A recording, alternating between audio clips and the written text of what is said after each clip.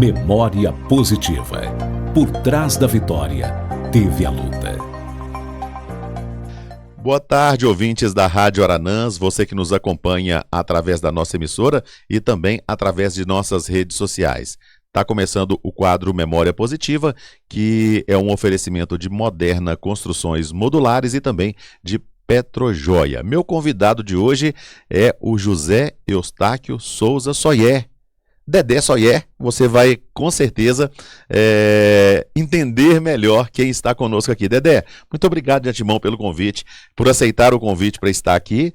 E você foi convidado justamente por ser uma pessoa que traz para a Capelinha, para toda a região, uma memória realmente positiva, de trabalho, de luta e, acima de tudo, já foi citado aqui no Memória Positiva como uma pessoa extremamente organizada. Boa tarde, Jailson. É um prazer estar aqui nesse momento tão especial, né?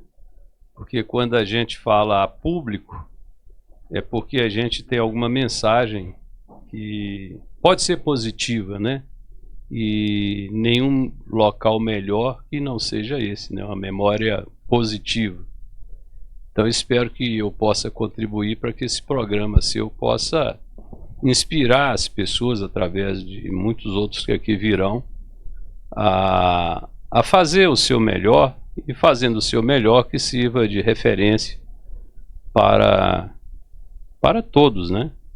Porque nós aprendemos, é aquele ditado, nós nascemos aprendendo e morremos sem saber. É verdade. Então a experiência, ela transferida, ela cumpre com um dom do Espírito Santo. Ela passa a ser o dom do aconselhamento. E isso não é obrigação de ninguém, mas sobretudo é dever. Porque nada mais digno, nada mais correto do que uma geração influenciar sobre a sua geração e as demais.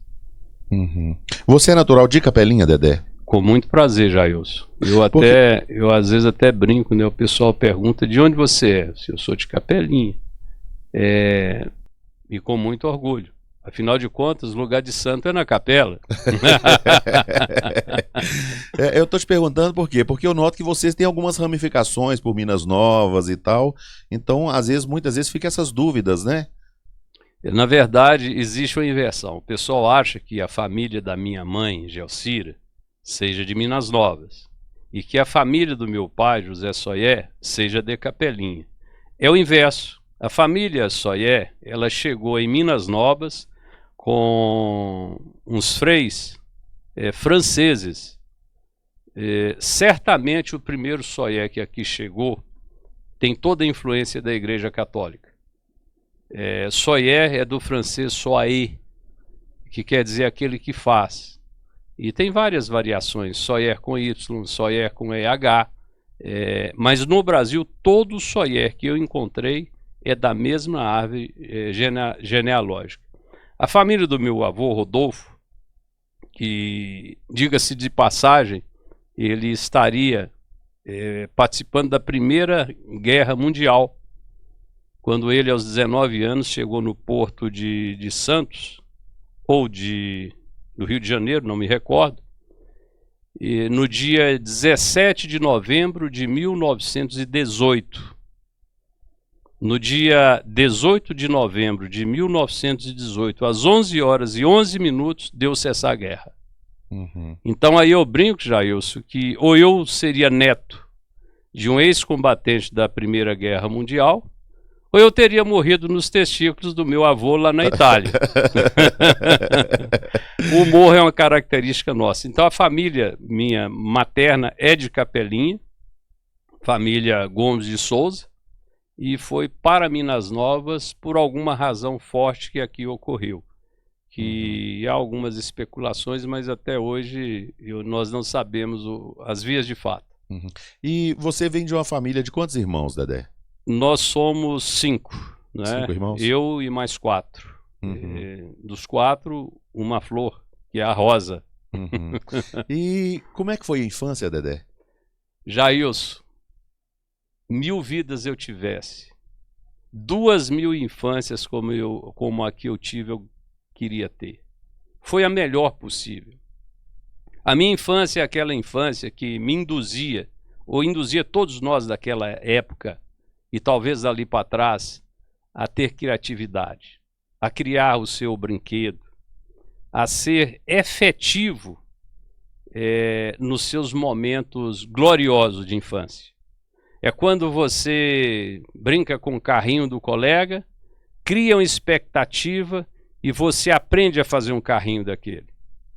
E foi assim que eu comecei a ser empreendedor, porque desejando ter um carrinho de pau, que falava na época, né? Começava com um protótipo que era um carrinho de mamona, com rodas recicladas de chinelos que fazíamos. Então você cortava a estrutura da mamona, ali você tinha o esqueleto, né, o chassi do veículo, e as 4 rodas de pneus de chinelo. E ali você fazia um pequeno buraco na parte superior, você colocava um cordãozinho para servir de barra de direção para a direita e a esquerda, e você manobrava o veículo. Então a gente já iniciava o primeiro ciclo de vida já tendo noção de direção, de dirigibilidade. Daí a pouco já tinha o protótipo pronto, já era o carrinho de pau. Aí já era outra tecnologia. E aí, era a evolução. Era a evolução. E aí eu comecei a fazer e vender para os meus colegas. Então aí já iniciou o meu processo de comprar e vender.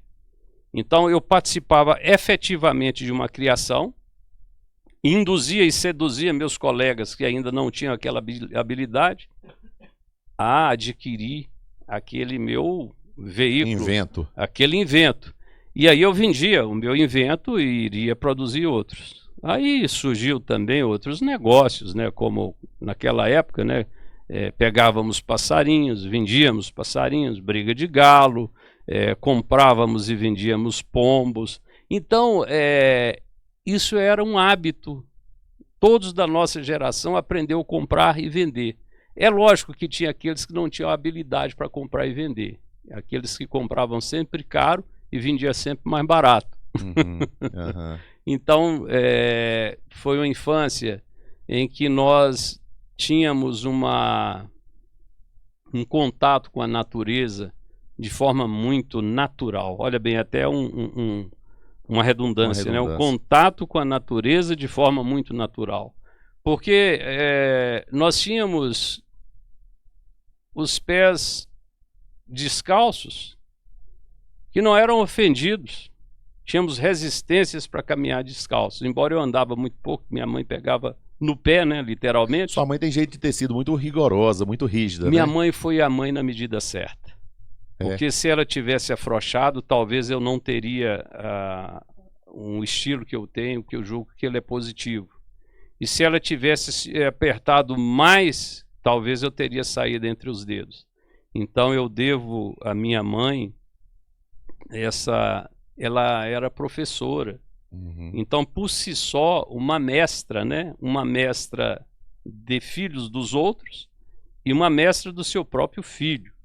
Então, ela tinha uma didática muito boa. Minha mãe tinha uma habilidade de me induzir às coisas que eu precisava fazer. Eu conto com muito orgulho, eu arrumava a cozinha lá de casa.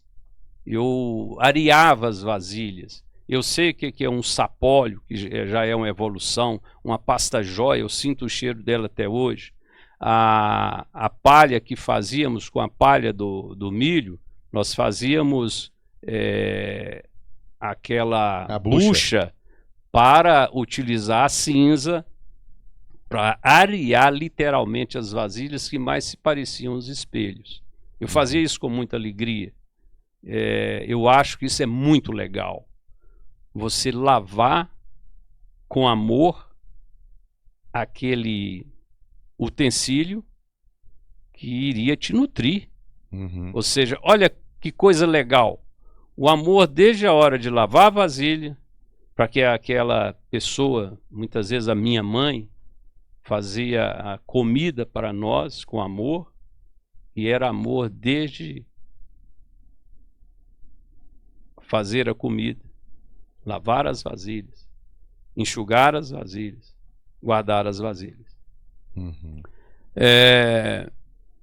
Uma ou duas vezes por semana. A nossa casa, uma boa parte era assoalho. Então eu, o mais velho, né? Eu encerava a casa. Eu sinto o cheiro da cera parquetina, da cera inglesa, né? Ali a gente misturava com um pouquinho de querosene para render. E primeiro a palha de aço grossa, limpava. Muitas vezes tinha que acender um fogo, né? Colocar um fogo ali para dar uma derretidinha A mãe não ali, né? Era perigoso, mãe não mas deixava. não. Mãe fiscalizava isso a rigor e contava as histórias do que já aconteceu com o filho de ciclano ou fulano. Então já tínhamos um trauma de colocar o fogo na cera. Olha a habilidade dela. E aí primeiro eu passava com escovão. Depois, em épocas futuras, surgiu a passadeira. Não tem ninguém que, ao passar escovão naquele tempo, um não sentava em cima do escovão para o outro empurrar. Ah, isso tinha. O Tim vai te contar isso com mais detalhamento, porque ele era... O que sentava? Eu era uma versão, né, um protótipo do Uber, né? Um Uber doméstico, que saía da sala e levava ao quarto. Então, a palha de aço grossa, nós passávamos, limpava as tábuas. Depois eu varria, aplicava a cera, esperava secar, e aí eu vinha com escovão com o Bombril. A evolução foi quando chegou a enceradeira, né? Sim, iremos chegar lá, calma. É um processo, é um ritual. Aí eu passava aquele escovão, cantando, assoviando, alegre, e também fazendo rápido, porque eu tinha que pegar passarinho. O alçapão estava armado, teria que ver se caiu alguma coisa. E quando eu terminava de passar o Bombril, aí colocava uma flanela para dar o acabamento final. E eu lembro até dos pregos que ficavam polidos. E tinha algumas tábuas que eu adorava, porque elas ficavam lindas, amarelas. Eu achava muito bonito. Aí tinha a cozinha. A cozinha era de vermelhão. O vermelhão já era a cera vermelha, misturada com um pouco de xadrez vermelho. Aí tinha que ter o querosene mais a frio, não levava ao fogo. Limpava a cozinha, depois que limpava a cozinha, aí vinha aplicando o vermelhão. E ele secava, aí vinha o Bombril e dava o acabamento. Quando alguém na rua lá de casa, ela não tinha pavimentação. Em qual rua que vocês moravam? Rua das Flores, número 155. Perto de onde era o depósito do seu pai? Exatamente. Vizinho do campo de futebol. Pronto. Então, tínhamos um campo de futebol no fundo da nossa casa. Separado apenas pelo córrego Areião, que eu tenho intimidade até nos dias de hoje, né? Porque eu moro às margens, eu faço parte da população ribeirinha. E depois tem casos também sobre o córrego Areião. E aí eu finalizava as atividades. Quando alguém chegava com os pés cheios de pó, né, tinha passadeira, né, que colocávamos, mas às vezes ele pisava fora da passadeira e ficava aquela marca. Era terrível. Se era um conhecido, né, chamávamos atenção, mas se era uma visita, apenas o sabor de ver todo o trabalho mal cuidado. Mas então aí eu falei uma parte da minha atividade doméstica, né? Essas beiras de rua, colocando briga de galo. Hoje eu não mais faço isso, eu gosto, mas eu tenho pena. Hoje eu não mais coloco briga de galo. Mas naquela época é um estilo bem caipira, né? É um hábito caipira colocar briga de galo.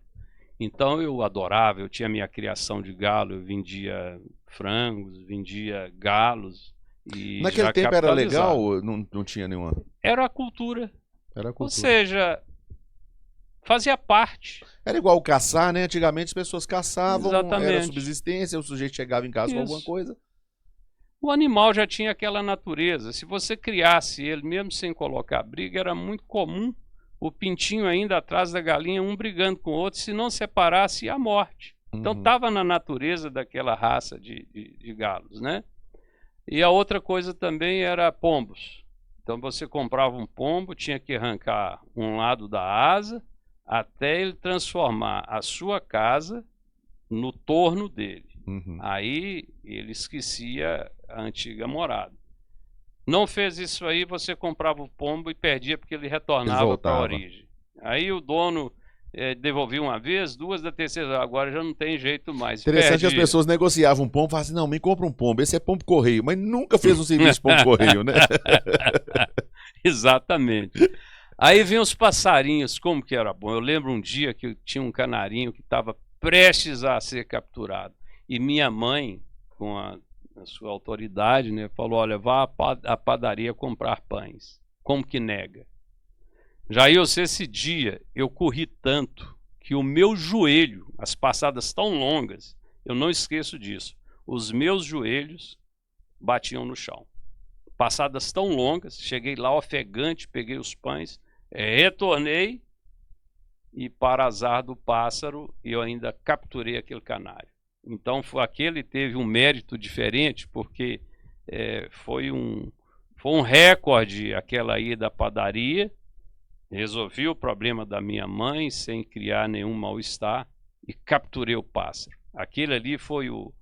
Com aquele eu subi ao pódio, foi uma captura incrível. Lembro-me como se fosse hoje. Então aí são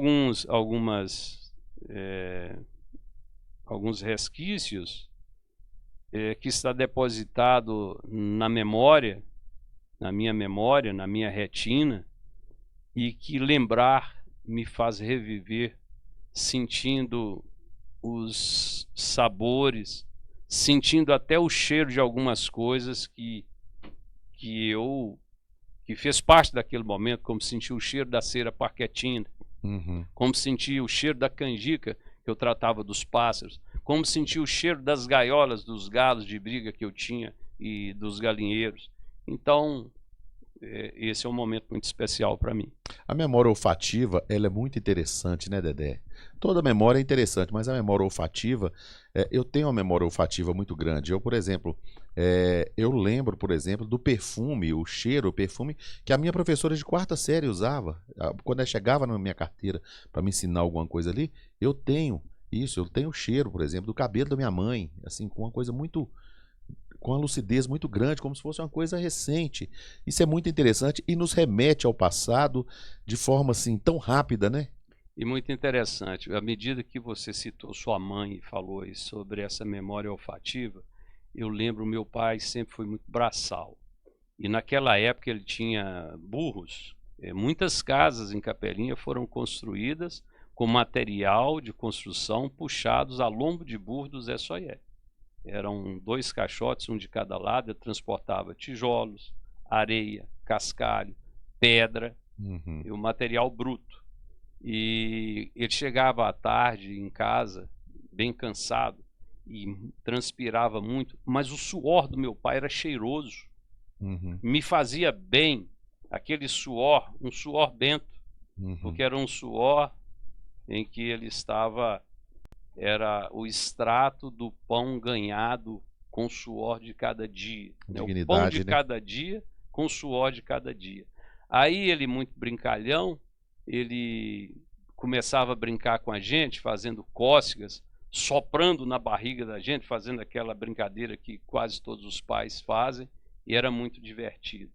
Eu lembro que às vezes eu acompanhava ele, não muitas, mas algumas vezes eu acompanhava ele, entregando material, e depois eu voltava dentro do caixotinho, onde transportava o material, até a unidade dele, onde tinha areia, tinha pedra, que era ali naquele cruzeiro da rua Inácio Murta, logo após o campo de futebol, sentido Água Santa.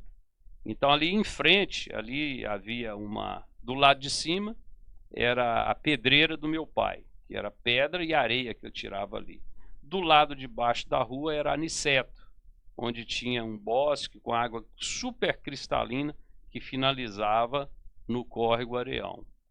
E ali eu passei uma boa parte da minha infância. E tá aí algo que... Por que celular? Por que televisão? Era isso.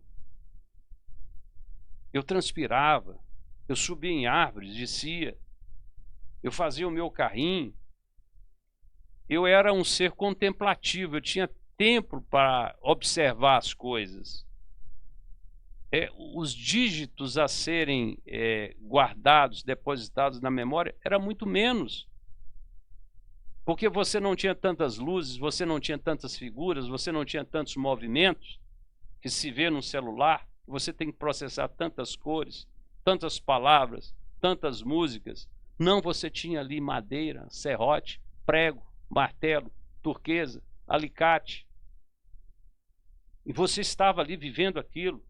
Você estava movimentando o físico, melhorando a sua estrutura física.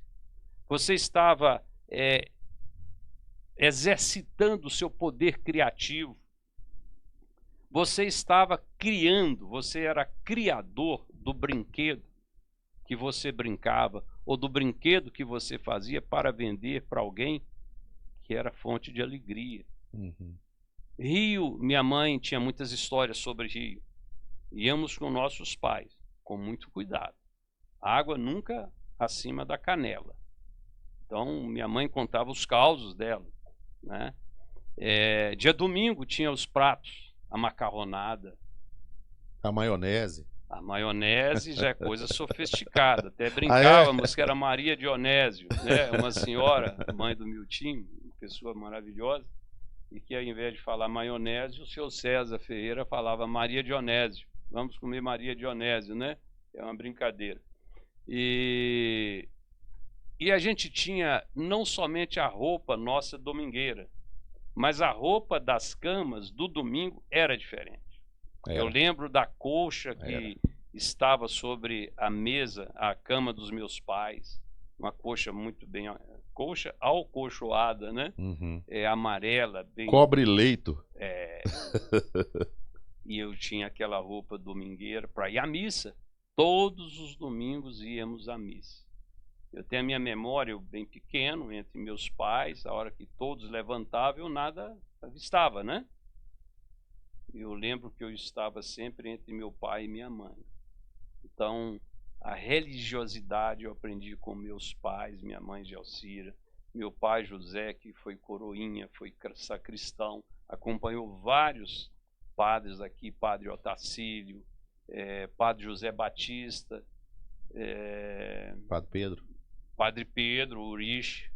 Eu acompanhei meu pai com o Padre Pedro indo celebrar em Aricanduva, na época era Lorena, indo celebrar na casa do finado pai de Zuzinha, já próximo de Angelândia. Lá tinha um pauzão, me parece que era um pau d'óleo, em frente à casa. Era uma missa campal, muito especial.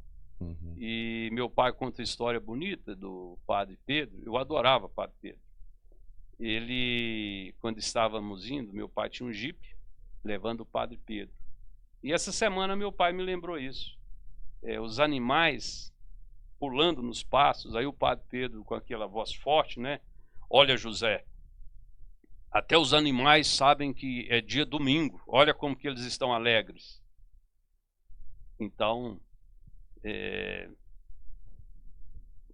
coisas impressionantes, coisas que me deixam muito feliz.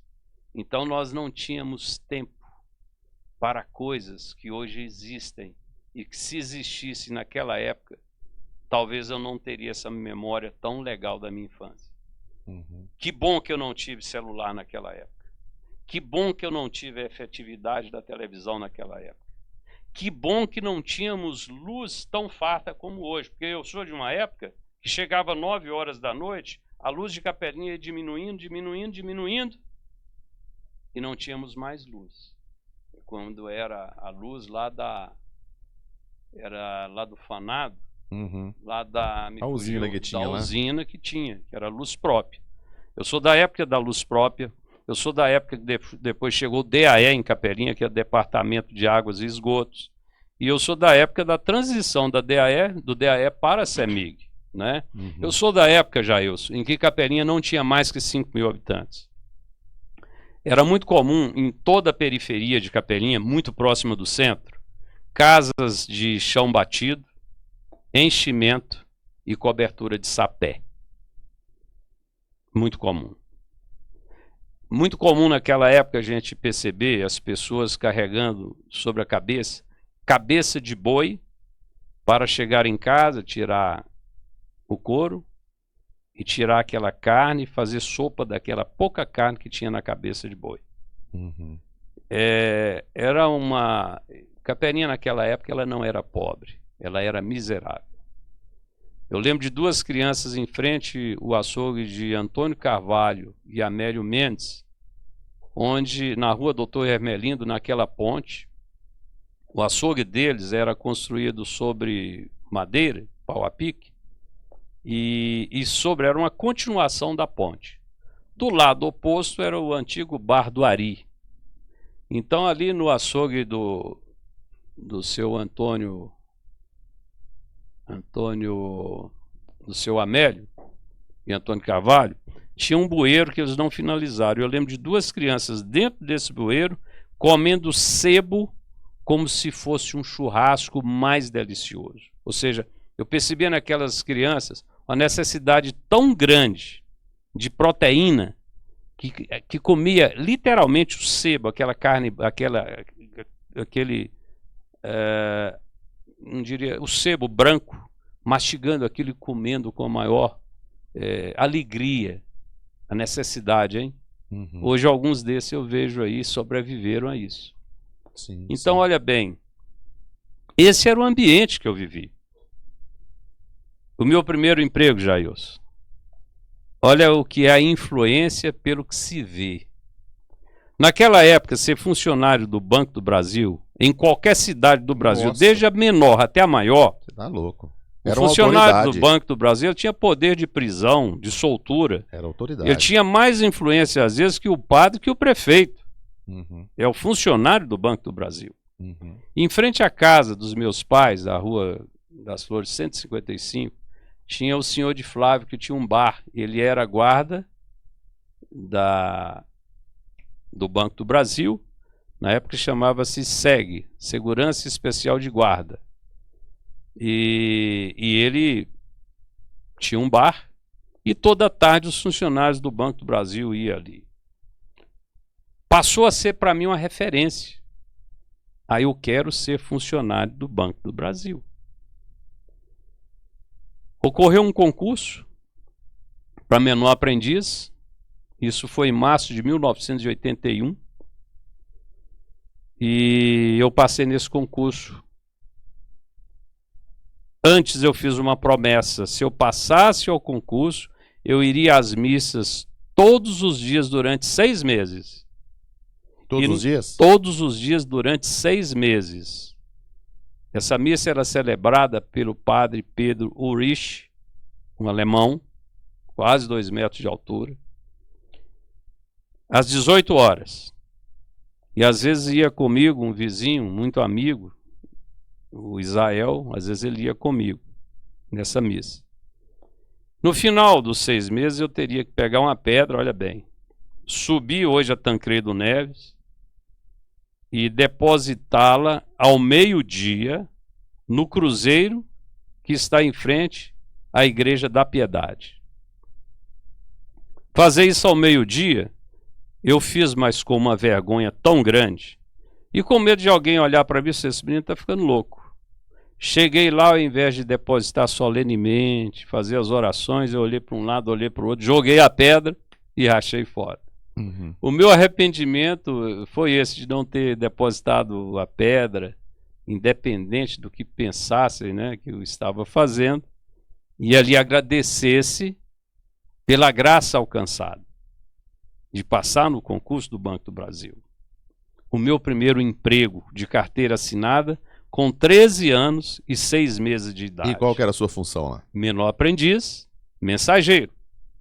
Então o que é que eu fazia no Banco do Brasil? Eu entregava correspondência, de bicicleta, dependendo da região a gente ia a pé. Então existia um ritual, eu recebia a correspondência, eu teria que colocar no envelope. Aquelas que eram de outro município, por exemplo, até hoje eu lembro do CEP de Turmalina, 39.660, Minas Novas, 39.650, Angelândia, eu acho que é 39.683, não tenho certeza. Santa Maria do Saçuí, 37.780. Eu lembro o nome das pessoas, o número da rua, tudo eu guardo. De muitos, né? Não todos.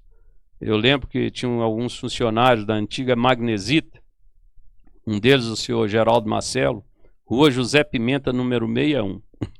Uhum. Eu ia lá entregar a correspondência para ele. E depois, na época, eu trabalhava no CETEX, setor externo. E depois eu fui trabalhar na parte de cima no CETOP, setor rural. Então lá eu já cuidava dos dossiês. O que vinha a ser o dossiê? Cada cliente, ele tinha um dossiê. Dentro do dossiê, tinha as pastas de cada empréstimo rural, né? E ali tinha as movimentações, a começar pela cédula rural pignoratícia e hipotecária, ou cédula rural hipotecária, ou cédula rural, tinha outros nomes também. E aí a movimentação, a cópia das vistorias, né, do plantio de café, ou do milho, ou do feijão, ou da compra do burro, né, que era financiado pelo banco. Aí o fiscal tinha que ir lá fiscalizar para saber se aquele animal foi adquirido, se ele tinha o carimbo no quarto esquerdo, traseiro, né, quarto é traseiro, do animal, para ficar caracterizado que ele... Seria o número do chassi do animal, né? Do veículo, do Expresso Beiçudo. E aí, eu arquivava, eu organizei todos os dossiês da agência de Capelinha.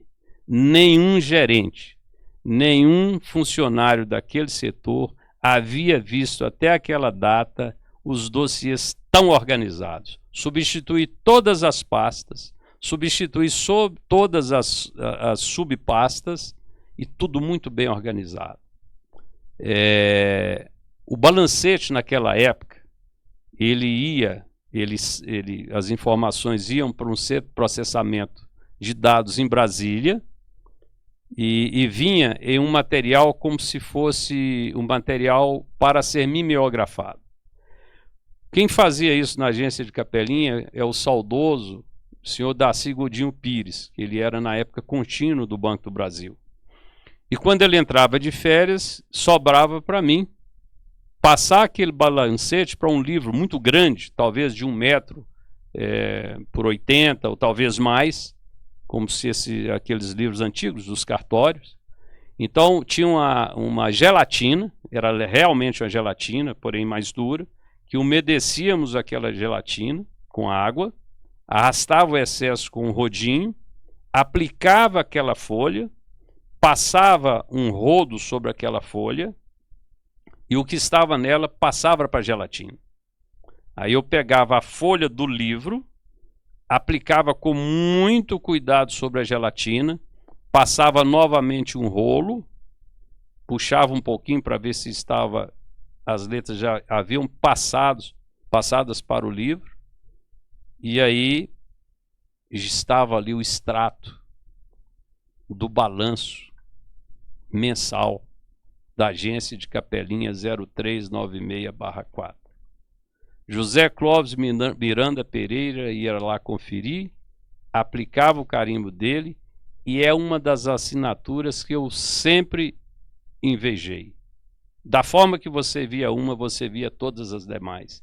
Ele tinha uma mestria e maestria, uma habilidade para assinar da mesma forma, uma coisa incrível.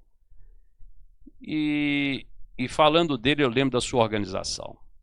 Gaveta dele sempre limpa. Gaveta não é lixeira. Uhum. Todas as gavetas dele limpinhas, só usava naquele momento que era momento de gaveta.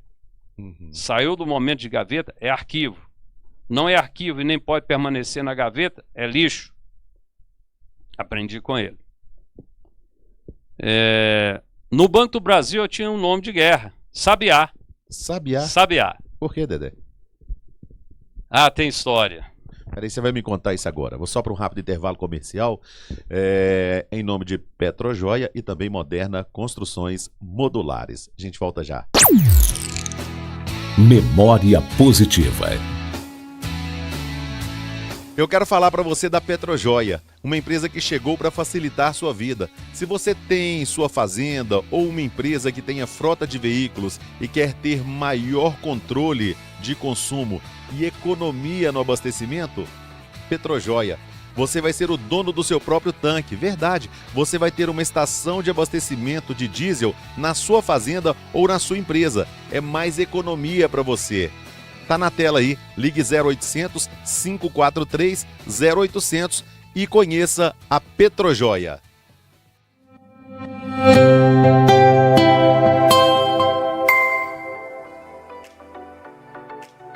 Moderna Construções Modulares. Você está pensando em começar sua construção? Já imaginou sua casa estar em ponto de acabamento em apenas 7 dias? E muros em até 3 dias? É isso que a Moderna propõe fazer para você, facilitar sua vida com agilidade, economia de materiais, porque evita desperdício e também de mão de obra. Tá muito difícil, não tá? Construções de casas, escritórios de empresas, galpões, muros e muito mais. Gente, Moderna Construções Modulares. O contato 33 99915 4389. Bom, gente, estamos de volta então. Estou aqui com o Dedé Soyer no Memória Positiva. Por que Sabiá, o nome de guerra no Banco do Brasil, Dedé? Ninguém melhor que o meu primo Leitão, o Carlos Heitor, que foi um dos primeiros locutores aqui da Aranãs FM, que me colocou esse apelido. Por quê? O Juarez Barbosa, meu amigo, fomos colocar uma briga de canário. Estava um frio danado. E eu estava com quichute, um shortinho bem curto, e na época falava japona. Minha mãe sempre comprava as roupas maiores, porque estava em fase de crescimento, teria que aproveitar ao máximo, né? Então, a japona muito baixa escondia o short, é como se eu estivesse tipo de saia. Ele olhou para mim e você imagina uma sabiá depois que toma banho, fica com as asas baixas. E com as canelas rajadas de pó das ruas da Capelinha, é igual a canela da sabiá. Ele deixou de prestar atenção na briga dos canários e olhou para mim e falou assim, olha o sabiá depenado. Pegou. O Ju fez todo o marketing, né? E aí eu passei a ser o sabiá. Um certo dia, o Carlos Heitor também trabalhava, né? Lógico, ele entrou primeiro que eu no Banco do Brasil. E estávamos no Cetim com o Clóvis Miranda. E eu estava com ele me entregando algumas correspondências para priorizar a entrega. E chega o Carlos, o que a gente chamava de Leitão. E me chamou de sabiá. Quando o Clóvis escutou aquilo e olhou para mim, deu uma crise de riso no Clóvis. Então, quem me batizou de sabiá foi o Carlos Heitor, o Leitão, e no Banco do Brasil, o Clóvis. Não, ficou até hoje. Quando eu encontro com a turma do Banco do Brasil, eu faço questão de me identificar como sabiá, que eu tenho o maior orgulho disso. Eu sempre fui brincalhão, nunca apelei por isso. Então, o pessoal me chamava de sabiá e carinhosamente Biá. Vem cá, Biá. Você sabia que o sabiá sabia sabiá? Tinha as brincadeiras, né? Aí eu dizia, eu fiquei sabendo. Brasil, olha, naquela época você teria a entrada, a idade mínima era 13 anos e 6 meses. E você teria que sair com 18 anos incompletos. Porque era um setor criado para estimular o jovem a ter uma profissão. Entrar no mercado de trabalho. Com esse relato meu, Jailson, eu digo o seguinte, aqui eu abro um parêntese e também um apelo. Maldita hora que criaram uma lei que criança não trabalha. Essa lei é algo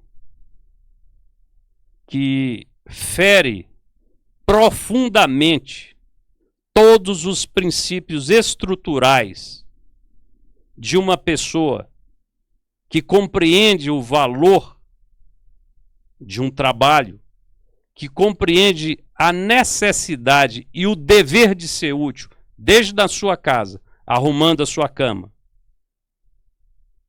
limpando a casa, arrumando a cozinha se for necessário, tendo a atividade, ainda que informal como eu tive. A minha primeira bicicleta eu comprei com o meu dinheiro. Era uma bicicleta que ela não tinha rodas, Aro, não tinha pneu, não tinha freio, tinha quadro. E foi mais ou menos um ano eu montando a bicicleta com os resultados advindos dos meus negócios. E você deixou de estudar? E o dia que eu dei a primeira pedalada na minha bicicleta, com meu mérito... E você deixou de estudar? Jamais. A minha mãe, ela tinha a sua firmeza com todos nós. Eu era um dos melhores alunos desde o jardim de infância. Eu guardo o meu caderno, alguns cadernos meus, não esqueço do caderno da 4ª série, minha professora, que Deus a tenha, Dona Edelvez Magalhães. Muita saudade dela, aliás, eu tenho saudade de todas as professoras. A minha primeira professora do pré-primário foi a Dona Marlene Bebiano. Ela sabe o carinho que eu tenho por ela. Até hoje eu guardo o presente que ela me deu, como deu a todos os alunos. Um mimo feito de cartolina. Depois a tia Verônica, falávamos tia. E elas assumiam ser tia, porque elas não tinham vergonha em ser tia. Hoje é pejorativo, né? Então eu pergunto a você, a vertente de moral para imoralidade foi quando se deixou de compreender que trabalho constrói e edifica e considerou que uma criança trabalhar é crime. Crime é a lei que criou essa estupidez. E que te agradeço muito por me dar a oportunidade desse desabafo aqui. Então, muitas vezes eu já empreguei ilegal na minha empresa. Mas para construir uma pessoa, como muitas que eu construí, que quando eu passei a ter uma empresa, tínhamos aqui, graças ao cônego José Gabriel, e graças ao Lafayette, Getúlio Lafayette, tínhamos a Guarda Mirim. Eu falo sempre que direcionou muita gente no caminho do bem, né? Nós nunca podemos esquecer do Getúlio Lafayette, a ele meu agradecimento, meu louvor. Tinha suas dificuldades? Tinha, e quem não tem? Mas os benefícios que ele gerou para a Capelinha à frente da Guarda Mirim e com o apoio do cônego José Gabriel, ele é uma pessoa que deveria ter uma praça com o nome dele. Porque muitos nós, empresários, muitos guardas mirins, é advindo daquilo que jamais deveria deixar de existir. Que cresceram, aprenderam a trabalhar, aprenderam a produzir e nunca reclamaram de ter feito isso na infância. Então, eu digo o seguinte, a palavra, ela até sensibiliza, mas o que constrói é o fazer. Então, eu vou estudar para depois trabalhar. Você não vai ter intimidade com o trabalho a hora que você se formar. Você vai ser uma pessoa em que o seu potencial já foi comprometido. Você já tem uma arranhura indelével no seu subconsciente, porque quando você podia gerar, você consumia. Então você foi um peso vivo, quando na verdade você deveria produzir no mínimo o que você consumia. Sim. Então hoje nós temos muitos jovens que é peso vivo. Quando eu falo peso, é porque alguém está carregando. Porque ele se limita a estudar mal e hoje ele é administrador de muitos grupos de WhatsApp, de muitos grupos de Instagram, atrofiando o físico, atrofiando a mente para a produção, expandindo a mente para o entretenimento exacerbado e, por fim, uma pessoa muitas vezes distante do bom humor, são mal-humorados. Disfuncionais, né? Nós estamos com uma geração disfuncional. Egoístas, tá? Um ego muito grande, resiliência zero. Qualquer coisa já perde a paciência. qualquer coisa já reclama, não reconhece as coisas, porque recebe tudo nas mãos, né? O pai é Uber, a mãe é médica, é professora, ou seja, tudo por ele. É banco e produzir nada, consome o tempo inteiro. Então, ou seja, temos que rever isso. Nós temos duas matrizes distintas. Uma que enobrece, traz dignidade, traz progresso, traz utilidade, e a outra simplesmente que destrói tudo isso, só isso. Uma constrói e a outra destrói. Dedé, nós temos 15 minutos para a gente encerrar. Você foi citado aqui no programa justamente por pessoas que trabalharam com você, falando da sua organização na sua empresa. Eu já testemunhei isso, às vezes que eu até te procurei, citei isso também, às vezes para estar anunciando com a gente aqui. Realmente tudo muito intenso, o tempo todo seu telefone toca, é uma correria, é uma intensidade muito grande. Quando você foi empreender, eu queria que você falasse para mim quando você foi empreender. Você ficou esse tempo no Banco do Brasil, e quando surgiu a sua empresa? Você resolveu ser dono do seu próprio empreendimento? Eu irei procurar ser o quanto breve, porque o tempo é curto e a história é longa. Quando eu saí do Banco do Brasil, eu fui para o Bradesco e trabalhei no Bradesco na época que o gerente era o Neilton, José Neilton Rodrigues, uma pessoa espetacular.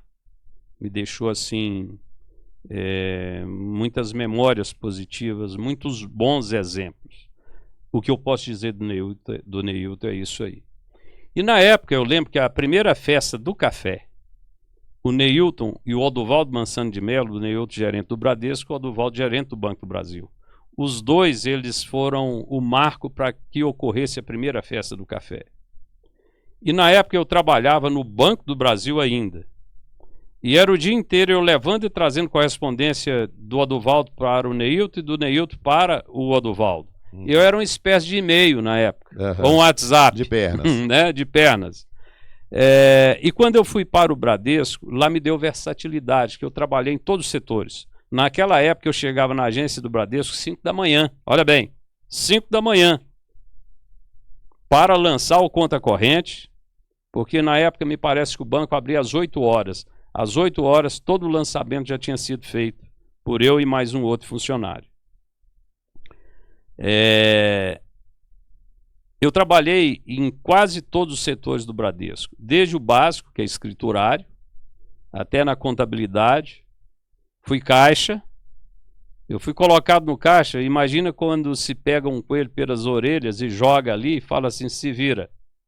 Aqui é a tecla pago, aqui é a tecla recebemos, e aqui é a tecla total pago, e aqui é a tecla total recebido. Eu cheguei a dar 3.000 autenticações na minha época de caixa. 3.000. Eu tinha que conferir a assinatura, eu tinha que conferir, lançar na mão, na caneta, somar quando era depósito, deduzir quando era cheque e puxar o saldo para as próximas movimentações. Eu guardo conta corrente de clientes até hoje. Se o Carlão estiver me escutando aí, a conta dele era 576. Geraldo Reis Teixeira, 150 dígito 3. Então a gente tinha que guardar tudo isso. Por quê? Para procurar seria perda de tempo. Então você já tinha memorizado muitas coisas. Então nessa época eu aprendi a ter versatilidade. Porque o Bradesco te dava um manual de instrução que ficava sempre na parede. E nas horas vagas você ia, pegava aquele manual, estudava e aprendia os outros setores. Então com isso aí eu ajudava sempre um colega na contabilidade, o Gerson Fernandes, ele trabalhou lá na contabilidade. E eu aprendi muito. Quando eu fui para o meu primeiro negócio, que formalmente ele foi constituído em 1986, há 38 anos atrás, eu comecei com a Sacaria Mundo Novo. Porque na época eu percebia que em Capelinha produzia café e o pessoal tinha muita dificuldade para conseguir sacaria. Então, eu comecei a minha empresa de sacaria com 500 sacos de juta vazios. Eu cheguei a ter, na época, um estoque de até 250 mil sacos de vazios, fora a sacaria plástica. Então, com isso aí, eu fui colocando máquinas, desintegrador, ensiladeira. Foi aí que a Lúcia Mendes, que era a garota, falava na época garota Bradesco, recebeu uma carta da Pinhalense para indicar um representante comercial. Em 1986, eu passei a representar a Pinhalense, por indicação da Lúcia, porque eu trabalhei no Bradesco. E através dessa indicação, até hoje eu sou distribuidor pinhalense, ou seja, 38 anos que eu distribuo. Aí a Sacaria Mundo Novo foi crescendo, ele era na Rua das Flores, número 152, parte do quintal da casa dos meus pais.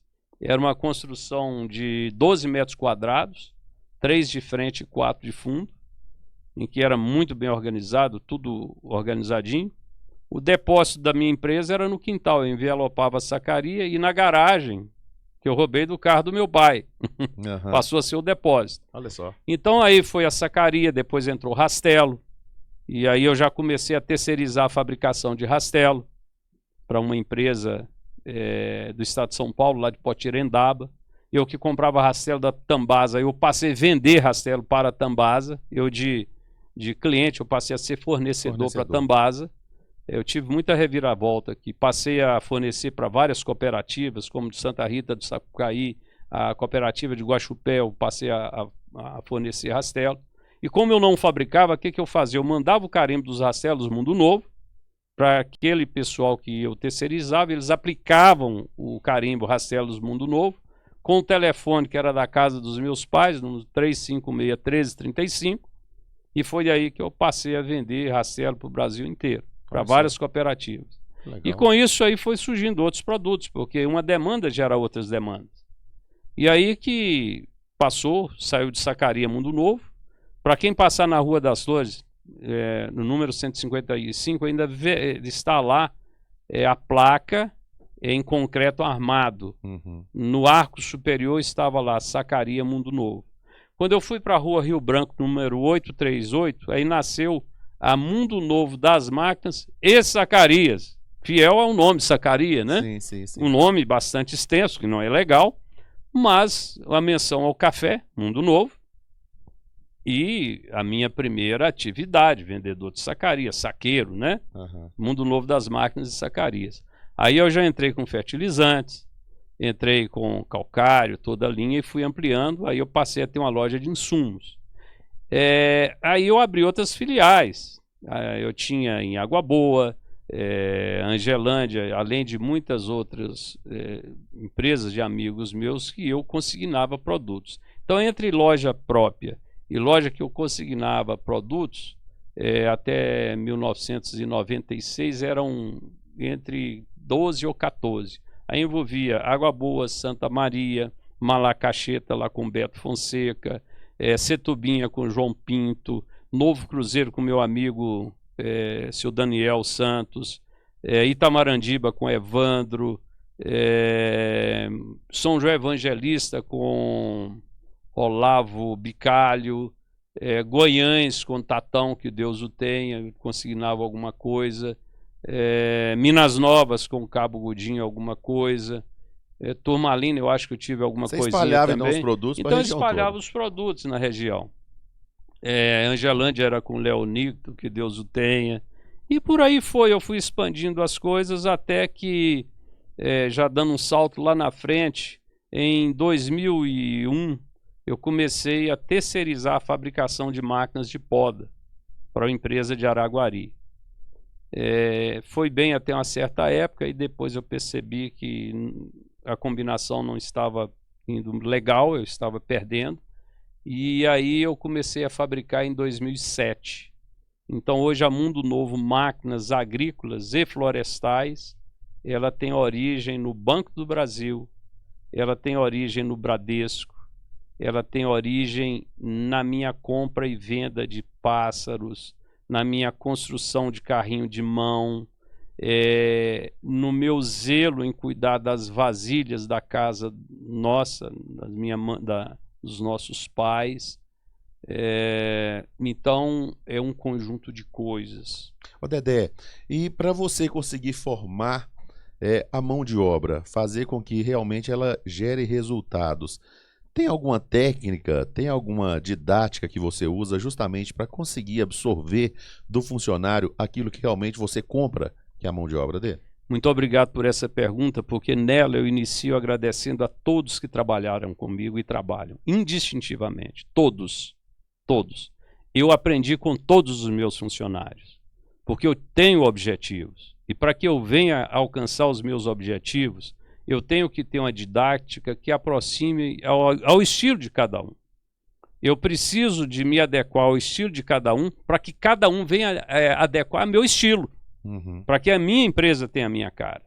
Então eu agradeço a todos, indistintivamente. Todos que trabalharam comigo, independente se foi na faxina, independente se foi no setor mais nobre. Eu lembro a todos que todo setor de uma empresa é nobre. E mais uma coisa eu digo, é uma idiotice quando se usa hoje a expressão que o fulano de tal é o meu colaborador. Me desculpe a expressão, colaborador escambau. É empregado ou funcionário. Porque toda empresa precisa de pessoas, porque ela tem funções a serem ocupadas. E uma função é ocupada por um funcionário que precisa funcionar e, se não funcionar, ele obstrui todos os demais setores. Eu, por exemplo, eu não sou dono da minha empresa, eu sou funcionário do meu CNPJ porque eu tenho uma função. E todos aqueles que compreendem que tem uma função, ele compreende que ele tem que colaborar. Ser colaborador é consequência de ocupar uma função de um organismo vivo que chama-se empresa. Então, com esse neologismo, que eu diria, com esse marxismo cultural que inventaram palavras ou colocaram palavras inadequadas, eu sempre corrijo aqueles burocratas que às vezes me visitam. Quantos colaboradores que você tem? Eu digo, eu não tenho nenhum. Mas eu tenho algo que, por consequência, colabora. Eu tenho funcionário. E um deles está diante de você, porque eu sou funcionário da minha empresa, porque eu tenho função. Como é que é a história do hambúrguer, Dedé? O hambúrguer é o seguinte, eu passei na Dr. Hermelindo quando existia ali o hambúrguer, o bicho para pão. E um funcionário meu estava ali fazendo um lanche. Eu não sei o que é que ele iria, que eu passei, eu só vi ali, deduzi que ele estava lanchando, né? E no dia seguinte, eu chamei ele para uma reunião e perguntei para ele, eu disse para ele, olha, você estava no bicho papão ontem, mais ou menos, 21h30, 22 horas, você estava fazendo um lanche, né? Você estava? Eu estava sim. Ah, que legal. Então vamos lá. Imagina que você tivesse pedido um hambúrguer, e você pagou pelo hambúrguer, você desejou comer um hambúrguer, e você aguardava um hambúrguer. E chegasse para você um misto quente, o que você diria? Bom, eu diria que veio errado, eu queria um hambúrguer. Ok. Muito bem. E você aguarda e em seguida, ao invés de chegar um hambúrguer, chega novamente um misto quente. O que você diria? Sim, aí eu já não diria nada. Eu já iria sair dali, iria procurar outro lugar para fazer o lanche. Ou no último caso, iria insistir para ele me fazer um hambúrguer. Ok. Então vamos lá. Quando você começou a trabalhar comigo, como é que foi? Você lembra do que nós conversamos? Sim, lembro. Você está recebendo o que nós combinamos? Não estou. Você está recebendo em dia? Estou. Quando você precisa de algum vale, já foi te negado? Não, sempre fui atendido. Beleza. Então, olha bem, eu estou me sentindo uma pessoa em nossa relação. Primeiro, eu quero te agradecer porque você sempre me serviu muito bem. Você sempre me atendeu muito bem. Você, como chegou aqui, você tinha dificuldade de conversar. Você não tinha palavras para diálogo. E hoje você é uma pessoa que comunica muito bem. Hoje você está no meu setor de compras. É o setor, um dos mais nobres na minha empresa. Porque se eu comprar mal, eu não vou conseguir vender. Então, a venda nasce no seu setor. É você comprando bem que vai me permitir estar no mercado. Porque quem coloca preço é o mercado. Até um certo ponto você coloca seu preço. A partir daí é o mercado. Então olha bem a nobreza do seu setor, olha a confiança que eu tenho em você. Eu estou sentindo que na nossa relação é como se eu tivesse sentado para pedir e pedir um hambúrguer e estivesse recebendo um misto quente. Porque eu estou te pagando o que eu desejo, um hambúrguer. Eu estou sentindo que eu estou recebendo um misto quente. Só que eu não estou tendo a oportunidade de devolver o misto. Eu estou engolindo esse misto quente, porque até então você foi muito bom. Só que você sabe fazer o seu setor. Você já provou isso para mim, eu confio em você, mas ultimamente você não está me entregando. O que está acontecendo? O que você precisa de mim? Seu computador está legal, a sua mesa está legal, sua poltrona está legal. Tem alguma coisa que está te incomodando aqui? O que é que você precisa para que você me entregue o meu hambúrguer? Ele abaixou a cabeça e falou assim, olha, eu vou melhorar. Você está com algum problema, você precisa de alguns dias de folga, alguma coisa que eu possa te ajudar? E se tem outras coisas, né, que não justifica estar citando aqui, se não, eu consigo melhorar. E ele melhorou durante aí 1 mês, 2 meses, talvez 2. Mas depois ele voltou para a mesma situação. Aí eu chamei ele e falei assim, olha, você começou a trabalhar comigo, não sei se foi com 12 ou 13 anos. Hoje você já está na maioridade. Você me conhece há muito tempo. Você conhece a minha natureza, eu te conheço. Nós temos uma relação muito boa. Mas da forma que está, não justifica você permanecer aqui. Eu acho que agora está na hora de você procurar novas experiências. Talvez a mesmice do ambiente aqui não está sendo legal para você. Então vamos fazer o seguinte, a partir de hoje eu vou procurar o meu hambúrguer e você vai procurar o seu hambúrguer. Isso foi no mês de dezembro. Jailson foi demitido. Acertei com ele tudo que era dele, naturalmente. É o mínimo que eu poderia fazer. Quando foi na véspera do Natal, eu recebi em minha casa um pendrive com aquele filme que na época foi muito badalado, O Segredo, que eu achei muito legal, e uma carteira para colocar dinheiro. E aí eu percebi a nobreza desse funcionário. Ele sentiu que eu fui sincero com ele e foi uma demissão sincera. Ele não se viu ofendido. E ele permaneceu me vendo como um amigo, porque eu sempre falo com eles. Quem trabalha comigo e me vê como amigo, a partir daí dá para construir um funcionário, porque se quiser aprender eu ensino. Agora, a partir do momento que você me vê simplesmente como um patrão, procure outra empresa. Porque eu preciso, primeiro, de amigos. E segundo, eu preciso de funcionários que assumam a sua função e venham funcionar. Ensinar e aprender, nós temos capacidade. Os próprios desafios nos dão condição de aprender. Porque quando você tem disciplina sob a disciplina, a vontade, o gostar, o resto pode colocar no piloto automático que o sucesso é o mínimo. Então o ambiente ele tem que ser saudável. Eu sou rigoroso, tá? Eu sou muito rigoroso, mas um rigoroso que eu procuro ser justo. Não é aquele rigoroso do sentido de destruir a pessoa. É aquele rigoroso que às vezes eu pego lá no âmago da pessoa e mostro para ele que ele tem potencial para fazer, que ele tem potencial para fazer acontecer, que ele é importante, porque a partir do momento que ele não tiver uma importância ali, ele por si só está dizendo que ele é uma pessoa sem valor. Não é isso? E o dia que não estiver se sentindo bem dentro da minha disciplina, eu tenho todo o direito de buscar outro lugar. Agora lá dentro eu tenho a minha disciplina, eu faço valer a minha disciplina, gosto de ensinar. Agora se tem uma coisa que eu detesto, é quando eu estou diante de uma pessoa que já aprendeu, já fez corretamente várias vezes e de uma hora para outra começa a fazer errado. Aí a gente procura identificar o que é. Quando a gente identifica e ajuda e corrige, maravilhas, bola para frente, caiu, levanta, sacode a poeira e dá a volta por cima. Agora, quando reincide, significa o seguinte: eu preciso desocupar minha vaga, aqui não me cabe mais. Então, com isso aí, eu sempre tive uma relação com meus funcionários, é lógico que eu já precisei de pedir desculpas a funcionário, lógico que eu já fui desproporcional com muitos, lógico que eu já fui cruel com muitos, porque a gente tem as falhas da gente, né? Mas aí eu tive a sorte de ter a felicidade de chamar e pedir desculpas, de dizer que eu errei. Então, o extrato de tudo isso aí é dizer o seguinte: todos nós temos um potencial. Eu sou uma pessoa comum, eu não tenho nada de especial, mas Deus me deu um dom. O mínimo que eu posso fazer é multiplicar o dom que Ele me deu.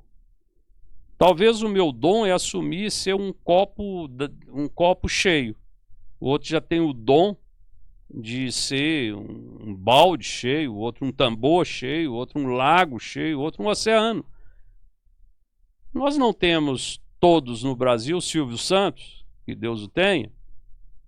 Nós não temos no Brasil todos Dedé Soyer. Ou seja, o que eu quero dizer com isso?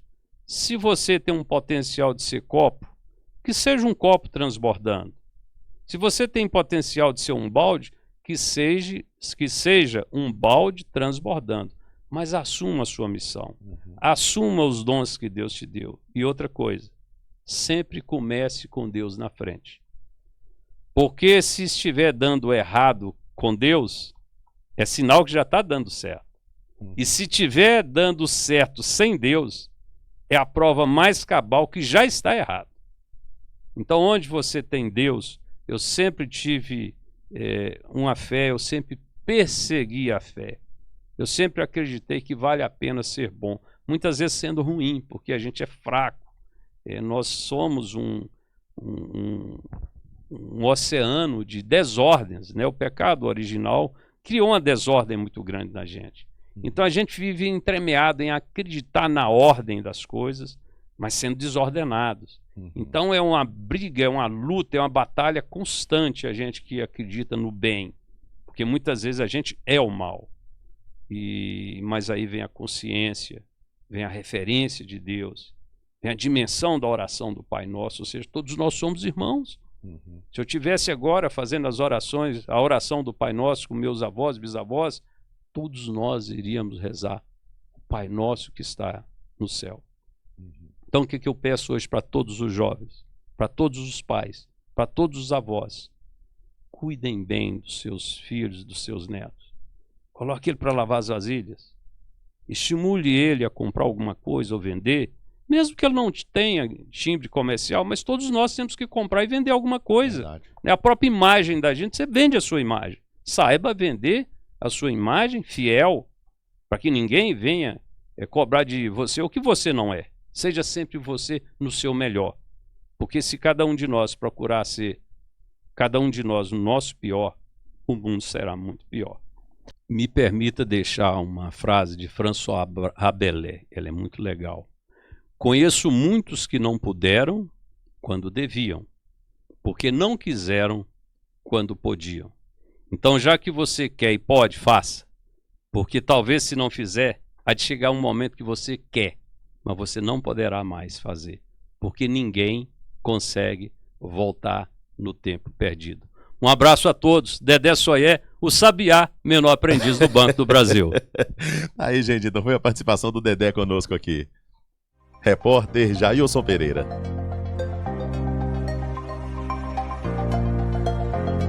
Memória positiva. Por trás da vitória, teve a luta.